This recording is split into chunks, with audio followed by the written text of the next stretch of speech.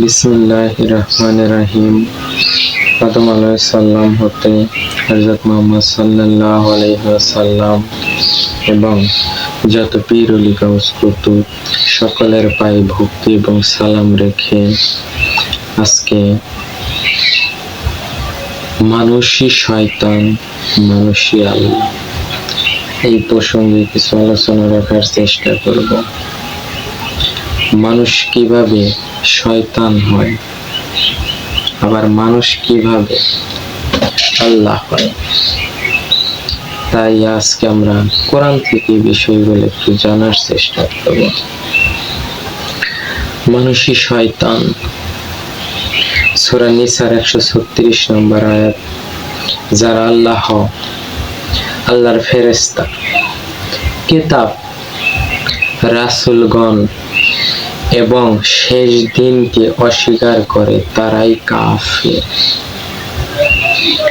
আল্লাহকে বিশ্বাস করে, ফেরেশতাকেও বিশ্বাস করে, কিতাব এবং রাসূলগণ শেষ দিনকেও বিশ্বাস করে, কিন্তু কিতাব এবং রাসূলগণকে মানুষ শুধু মুখে বলে যে বিশ্বাস করি, কিন্তু কাজের দিকটা একজনও বিশ্বাস করে না।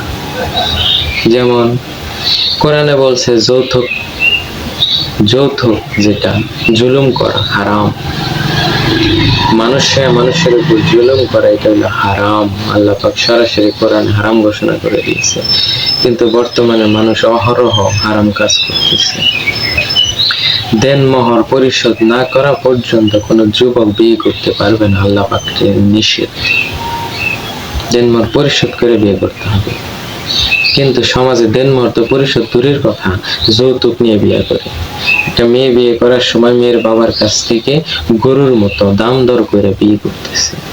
তাহলে কোরআনের আয়াত কিরা মানতেছে না। কোরআনে বলছে সুদ খাওয়া হারাম, সবাই সুদ খেতেছে। কোরআনে বলছে মিথ্যা বলা হারাম, সবাই মিথ্যা বলতেছে।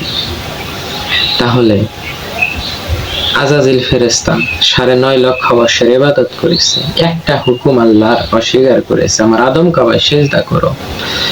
সমস্ত ফেরেশতারা আদম কাবায় সিজদা করেছে, কিন্তু যে ব্যক্তি 9.5 লক্ষ বছর ইবাদত করেছে সে ব্যক্তি সিজদা করে নাই, বিদায় সে কাফের হয়ে গিয়েছে। ঠিক বর্তমান সমাজে যারা আল্লাহ পাকের একটি কোরআনের আয়াতকেও অস্বীকার করতেছে তারা সবাই শয়তান, তারা সবাই মানুষরূপী শয়তান। তাদেরকে দেখলেই শয়তান দেখা যায়। যারা কোরআনের আয়াতের বিরুদ্ধে কাজ করে তারাই হলো শয়তান, এরাই হলো মানুষরূপী শয়তান। সূরা আহজাব 36 নম্বর আয়াত। আল্লাহ ও রাসূল যে বিষয়ে ফয়সালা দিয়ে দেন সে বিষয় উল্টানোর ক্ষমতা কারো নাই। আল্লাহ পাক কোরআনের মধ্যে আল্লাহ এবং নবী দুইজনে কোরআন দ্বারা যে ফয়সালা করে দিয়েছে মানব জাতির মুক্তির জন্য, এটা উল্টানোর ক্ষমতা পৃথিবীর কারো নাই। কিন্তু বর্তমানে একদল ধর্ম ব্যবসায়ী বের হয়েছে যে কোনো বিষয় 5 জন আলেম বৈশা ফয়সালা দিলে হয়ে যায়। এরা হলে এই কোরআনের আয়াত সরাসরি তারা অস্বীকার করতেছে, তারা শয়তান। আমি বলি না, কোরআন বলতেছে তারা শয়তান। আল্লাহ ও রাসূলের আদেশ যারা অমান্য করে তারাই প্রকাশ্য পথভ্রষ্ট। ওই সূরা আহজাবের 36 নং আয়াতে। সূরা আরাফ 40 নং আয়াত। নিশ্চয়ই যারা আমার আয়াত সমূহকে অস্বীকার করেছে এবং তার ব্যাপারে অহংকার করেছে তাদের জন্য আযাব রয়েছে। যারা আমার আয়াতকে অস্বীকার করেছে, আয়াত সমূহকে অস্বীকার করেছে, তারা জাহান্নামী। সমাজের দিকে তাকাইলে আলেম থেকে শুরু কইরা সাধারণ মানুষ পর্যন্ত সবাই কোরআনের আয়াতকে অস্বীকার করতেছে। কারণ কি? আলেমরা যৌতুক নিয়ে বিয়ে করে। আমাদের গ্রামে অনেকগুলো রয়েছে যারা যৌতুক নিয়ে বিয়ে করেছে। এরা কি? জুলুমবাজ, আর জুলুমকারী জাহান্নামী, হারামখোর। এরাই হলো হারামখোর। তাহলে যদি মানুষরূপী শয়তান কাউকে দেখতে চান, যারা দেখবেন কোরআনের আয়াতের বিরুদ্ধে কাজ করতেছে, তারাই হলো মানুষরূপী শয়তান। আর মানুষে আল্লাহ, হ্যাঁ, মানুষ আল্লাহ হতে পারে না। কিন্তু মানুষ আল্লাহর মধ্যে প্রকাশ ঘটতে পারে, মানুষ আল্লাহ হতে পারে না, কিন্তু মানুষের মধ্যে আল্লাহর প্রকাশ ঘটতে পারে। আল্লাহ মৃত মানুষকে জীবিত করতে পারে।